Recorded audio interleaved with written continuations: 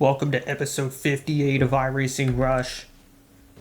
It is time though to try out something a bit more different. Of course, a lot of NASCAR and short track racing, but now it's time to get back to some open wheelers.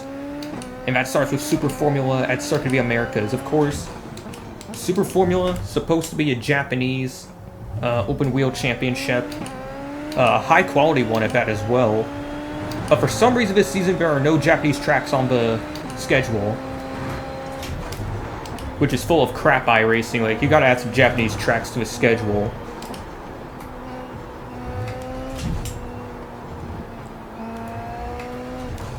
As for the outlap, car's handling good right now. Of course, with... Yep, I expected that to happen. Luckily it's only the outlap.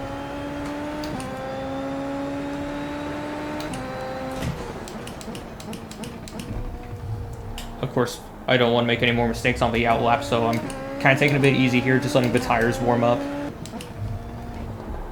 Through the final turn. First qualifying lap right here. I was able to do some time below 145. Hopefully we can repeat that.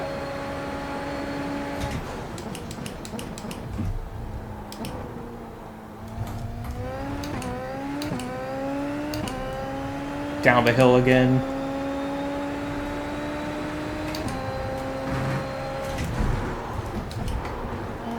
Course for VS's, this is where it gets tricky. The car, I feel like in this section, I don't know if it's just because the tires are getting so overworked, but it feels like it progressively gets tighter. Kind of explains that little off-track thing on the outlap.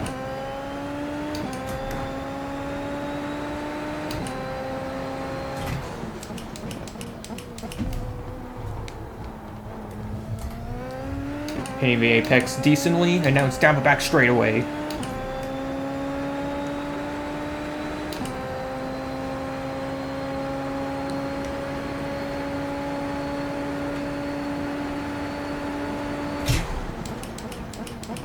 Wait for a 100-meter board. Never good apex. Feel like it's better to stay in third, rather than chip up to fourth.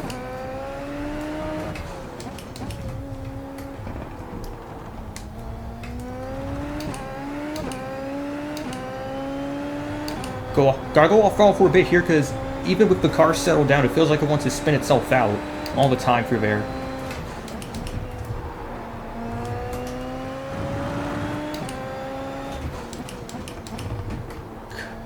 Could have done better over the last couple of corners, but still pretty decent of a lap. We have one more coming up right here. 146, yeah, we gotta do better than that. Or maybe it's just because overtake mode we can't use in qualifying. And down the back straightaway, even without overtake mode, you can get really close to 180 if you're in so much slipstream, I think. Once again, brake just before that 100-meter board.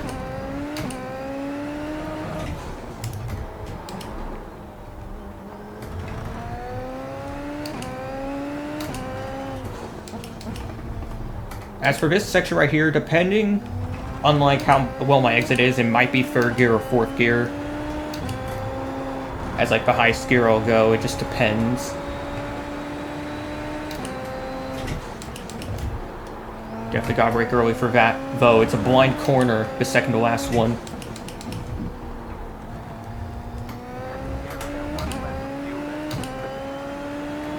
Across the line, though, what do we get?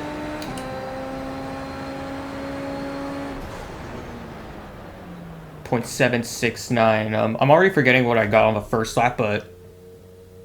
Oh my god, we're on pole!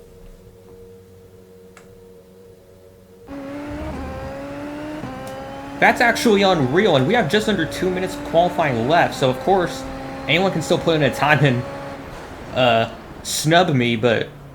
Oh my god, the first ever pole I've in an upper level, open wheel series, aside from IndyCar, but those were, like, mainly on ovals.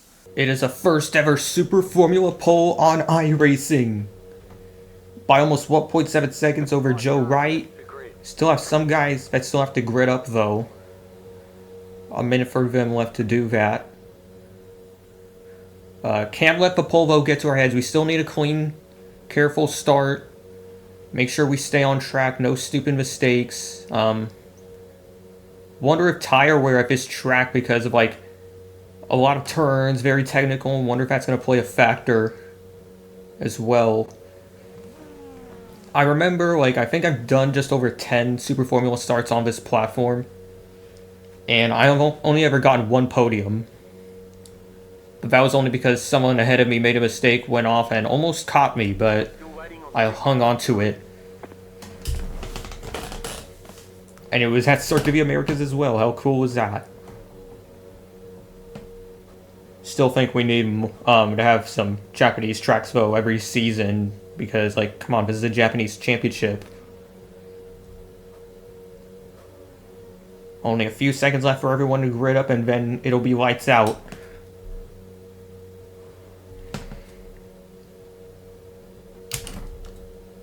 Clutch is engaged.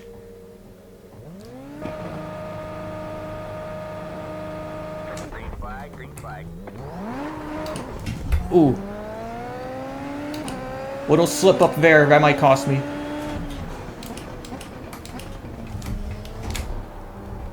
Or maybe it won't, I still get the lead.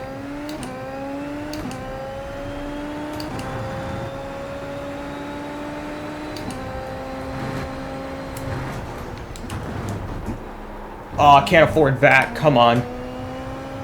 I should know better, I gotta break a little sooner than that.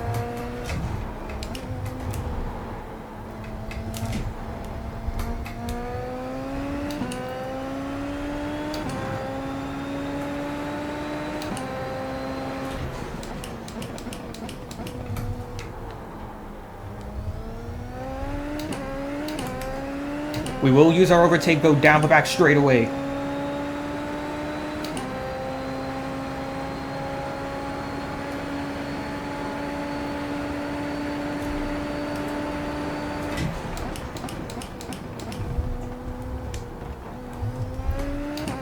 And it's still a 1 second gap.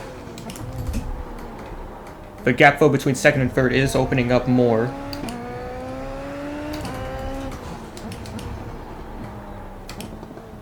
Oh no, come on. There you go. Got a bit tight right there, but we stayed on track.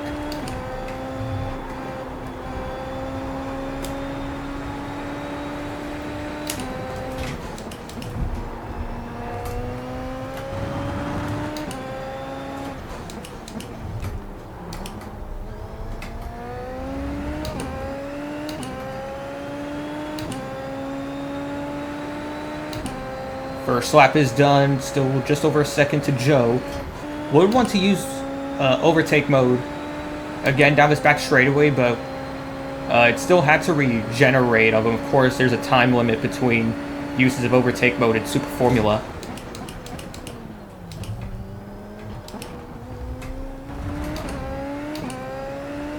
And I do think using it on the back straightaway is the best use of it, because, of course, it's the longest straight. And if you try down the front straightaway, you're not really going to get the most of it, so we gotta wait a bit longer. Attack mode engaged again, or overtake mode, I mean. This is not Formula E. Gap is now almost 4 seconds. Good sign that we're pulling away. We're going into lap 5. The gap is now over 5 seconds. At some points it was close to 6 seconds, but maybe there's certain points of the track where Joe is having an advantage, but I don't have it. Nothing to really worry about right now. We're still overall like opening the gap. Overtake mode being used again. Gap is now 7 seconds. This time Reed Hall is in second. He was able to get past Joe Wright. Don't know if that's because Joe made a mistake or something else. Just gotta hope we can keep the gap open.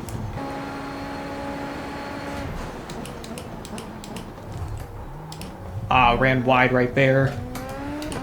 I don't know if I just missed the breaking point of it, or maybe I didn't get the best of it.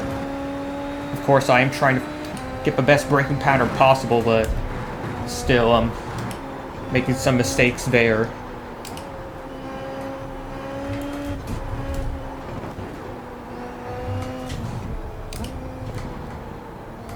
Luckily, tires are holding up still. At least I feel like they're holding up. Gap is still remaining 7 seconds as we're close to halfway.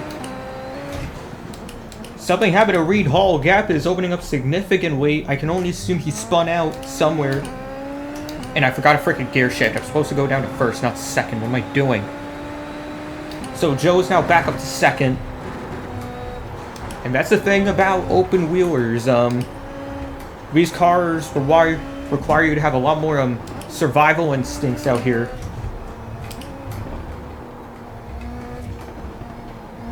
Mainly the reason why last time I drove Super Formula, it was at Motegi and I did horribly. Once we reach 5 to go, as long as Joe isn't like closing in within like 2 seconds a lap, then we're still chilling. We could still easily win this race. A little tight there. Can't let it get to us though.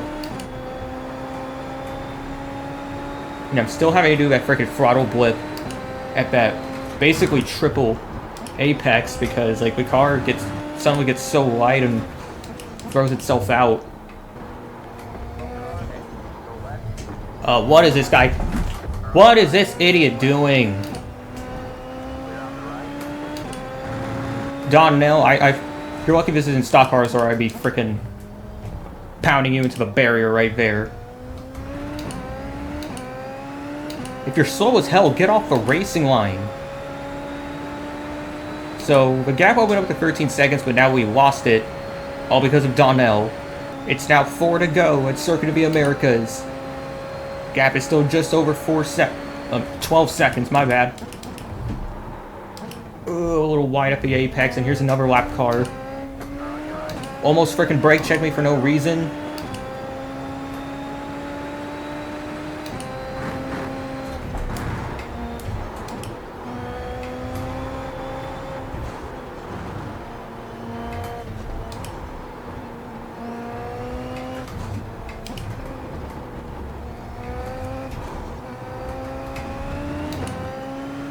But still, this lane of a race, I can't believe how good the car still handles through most of the sections.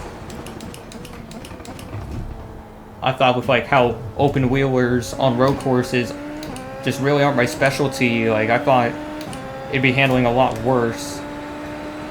But no, it's handling real good. The gap is back up to 13.5 seconds. Almost the entire field is going a lap down. Now it's Joseph Frost who's the closest lap car ahead. Of course he's quite far ahead still, but that means only the top 4 is on the lead lap. I am very surprised by that. But the gap is now opened up to 18 seconds. Got some debris up here. Oh, a lot of gravel, so someone definitely spun out up here.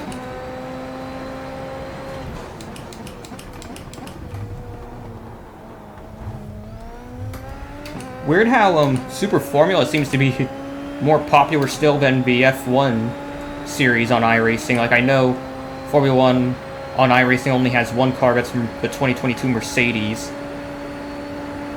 And if anyone wants their F1 fix, they could just get the F1 game instead. That's what people do. But maybe with some adjustments, maybe there could be a bit more popularity in Formula 1 on iRacing. You never know.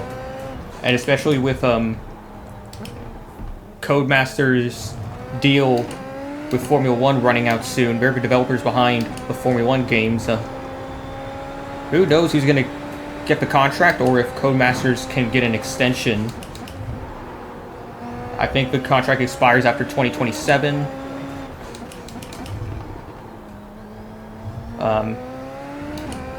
Of course, iRacing already working on F1 cars already, but so is other sim racing studios like Reza Studios, for example, and Automobilista 2. Yes, I did miss that Turn 1 Apex completely. So you never know what could happen with F1 gaming from here until the near future.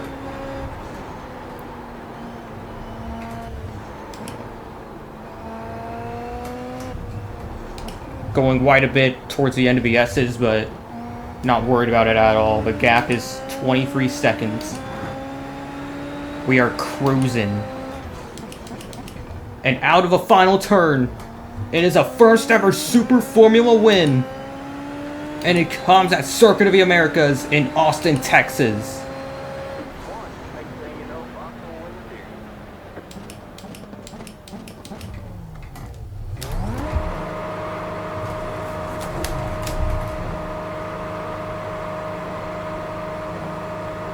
I'm definitely burning this thing out.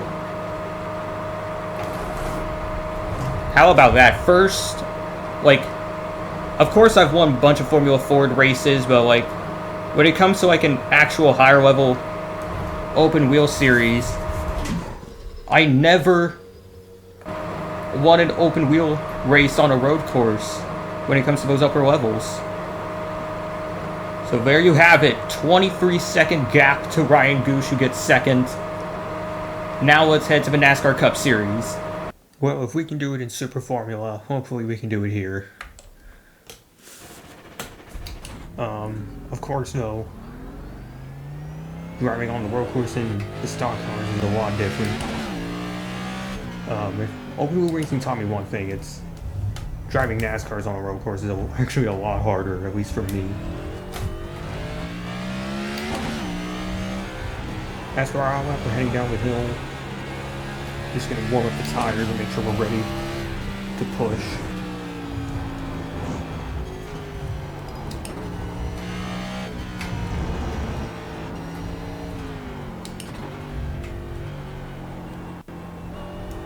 Down the first gear, a little rub off the wall, but that's okay. Quickly through the next left-hander.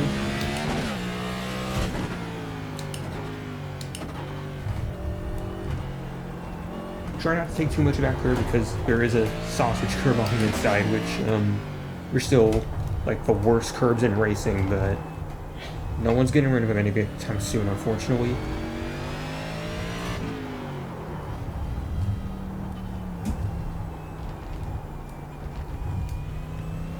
Staying in second gear though, because I feel like it's actually faster to like stay in the higher gear, put on the throttle more, rather than like risking losing control in first gear.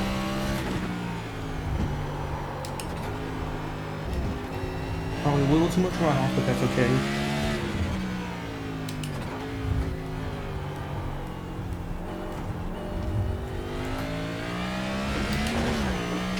Time for our first lap. Gotta throw down a good one.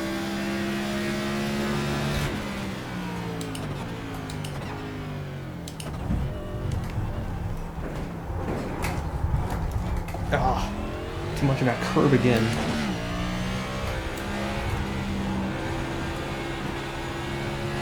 That's probably going to cost me a lot, isn't it? And you're probably noticing with this new layout that iRacing added in to be more accurate to the NASCAR one that's only being used, you can now actually use the runoff and have NASCAR style track limits, which is very cool. It feels much more like a NASCAR road course race.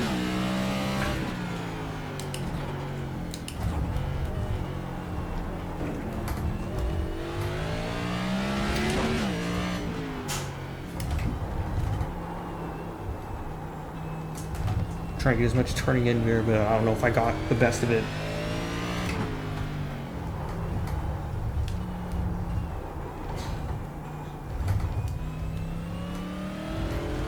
Get back on the throttle, get ready for this next sequence of turns. Of course, the triple right up here.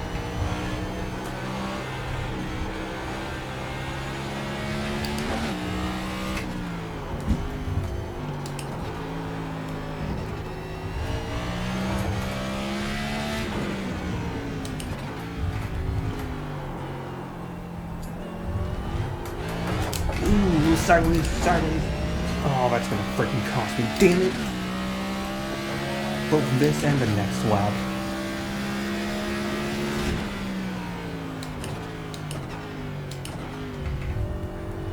At least I stayed below 142. Like, that's good and all, but still feel like I could have done better. And with how tires can still take kind of a beating after just one lap, I don't know if this one's gonna be any better. Even without mistakes, like, oh. Yep, that's friggin' gonna do it.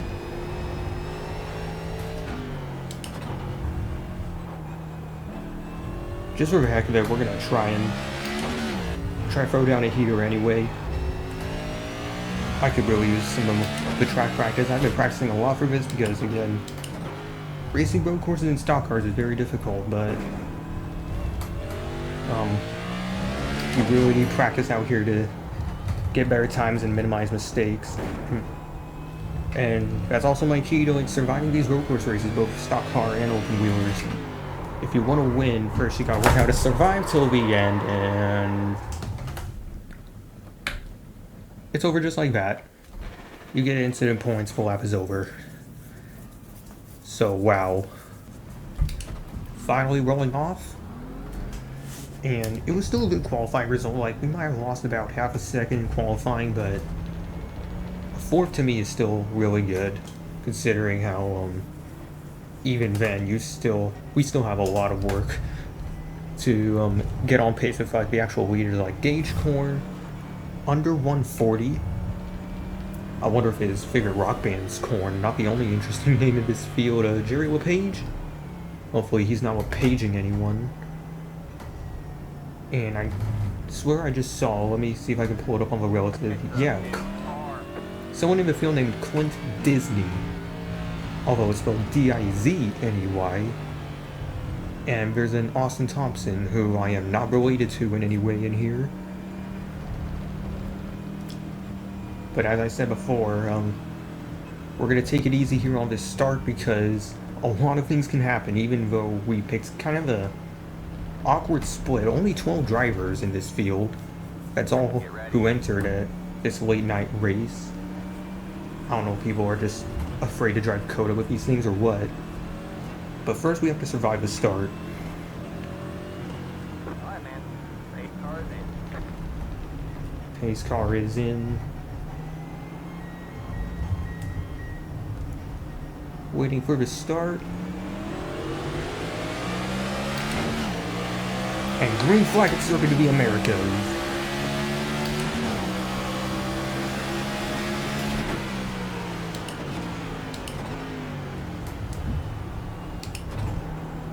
All those leaders already spinning. Jerry LePage is now going to take the lead.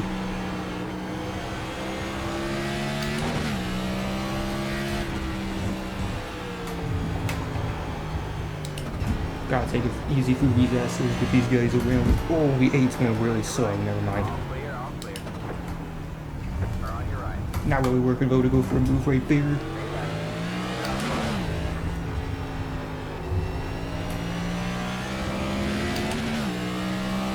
Go for that 100-meter board. Down into the brakes, and the 1 is dive bombing, trying to get his positions back.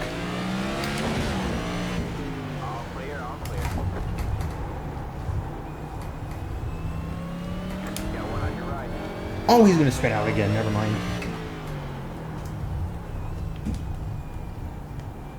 Maybe that's the trick for going through that section of hairpins.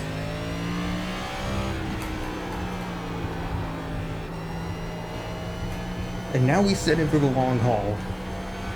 I'm actually gonna be completely fine with the top 5. That would honestly be a great result, considering my lack of experience with NASCAR on road courses.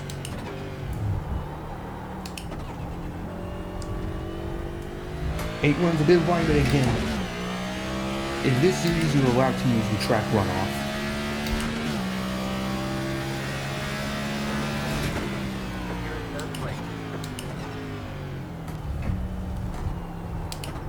Ooh, he's gonna get sideways. Promoted into second. Other thing to worry about is tire wear. I wonder, depending on how much we push the car, I know with how cautions work when it comes to NASCAR on iRacing with the road courses, there's no actual full course yellows. There already are relaxed in real world NASCAR, but in here it's basically all local yellows, that's it. 5 laps in. Jerry LePage is just on another skill, almost 6 seconds ahead. But I'm feeling a lot more confident under braking, being able to use the brakes more without locking the brakes up. Tire wear still doesn't feel bad at all. Able to still handle my car pretty well. And I know without cautions in the race anyway, there's not really a point in making a pit stop, or else you lose a huge amount of time.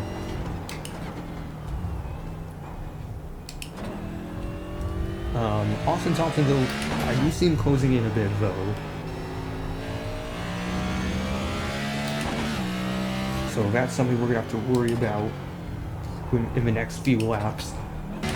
As Gage Corner is actually up to third now, he's able to get around Austin Thompson. And remember, he was a pole sitter who spun out twice. Gage Corn is slowly getting within tackling range.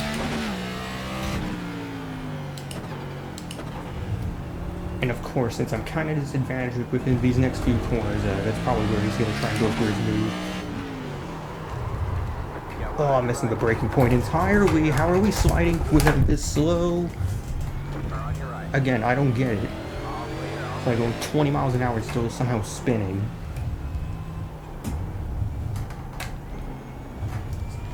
It's kind of like the track suddenly turns into black ice just because you make one slightly wrong braking input. Like, wheels turning, you slightly tap the brakes, suddenly the rears lock up and just all over the place.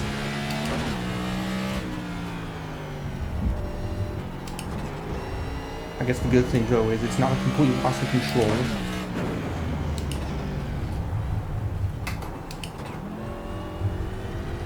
Also, with a little mess up on the last corner, this might be our chance to take that third.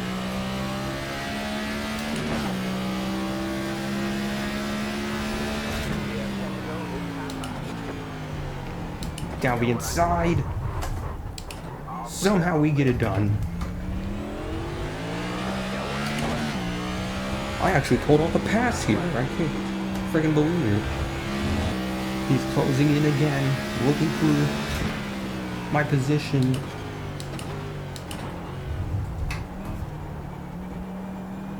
Got a slightly better. Oh my god, no freaking way I just bent it right there. Oh my god, I am such an idiot.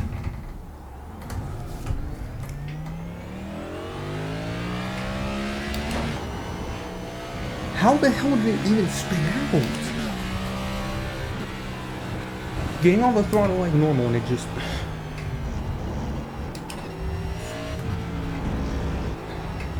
Frickin' road courses in these things, man. Well, we're still holding on to fourth. It's where we started. Austin was kind of closing in on us anyways.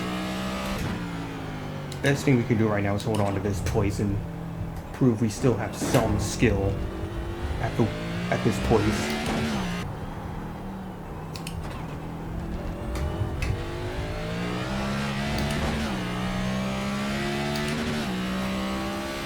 Something happened to Gage Corn. The gap is running down a lot. Looks like he's getting backed up to pace. Must have spun out again. Going after Jerry LePage. So now Jerry is 14 seconds clear with 7 to go. Must be nice. Just 4 to go. Still maintaining the gap between me and Kyle in 5th place. Oh my god. Kyle missing his braking point and locking up, sending it wide. And that's going to cost him big time. Now the gap is over 2.5.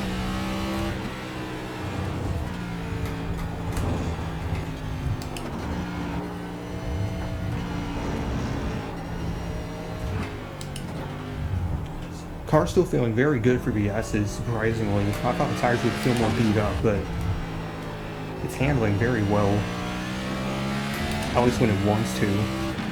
Of course, there's that one spin, which still, to me, doesn't make any sense. For now, 2 laps to go. Think we turned 1 okay.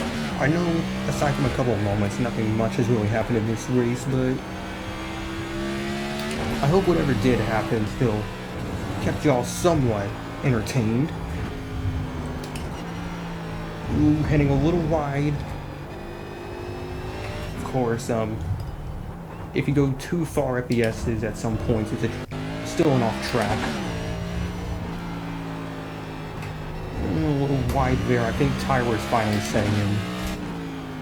I wouldn't be shocked if it is. Final lap right here. Just one more lap and it's the first ever road course top 5 and my first ever Cup Series road course start.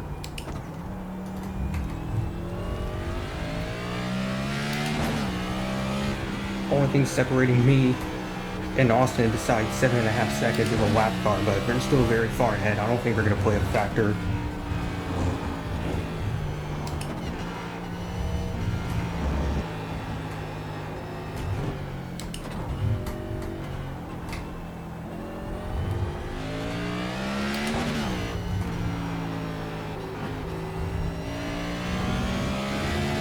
Find that 100-meter board.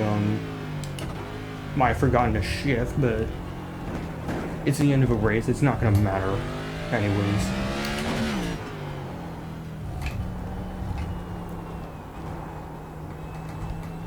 Tiptoeing through these next couple of hairpins because I don't really have a choice. Oh my god, again! Just the slightest wrong input and you're sliding. And you have like less than a second to catch it or else you're spinning out again.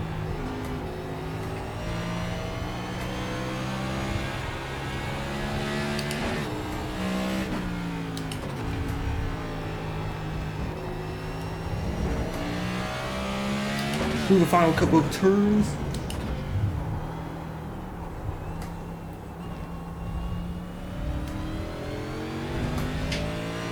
Just not really shifting or turning much just to make sure I can actually get to the line. Jerry Motegi is going to take the win here at Circuit of the Americas. Very dominant victory for him. Gage Corn in second, Austin third. Unfortunately, he is the better Thompson today. Kyle Noel rounds out the top 5. And that's pretty much it for this episode of iRacing Rush. Been a lot of fun. Still racing at Circuit of the Americas. And if you want to see more iRacing content like this, please like and subscribe. It'll mean a lot to the channel. And I'll see you all another time.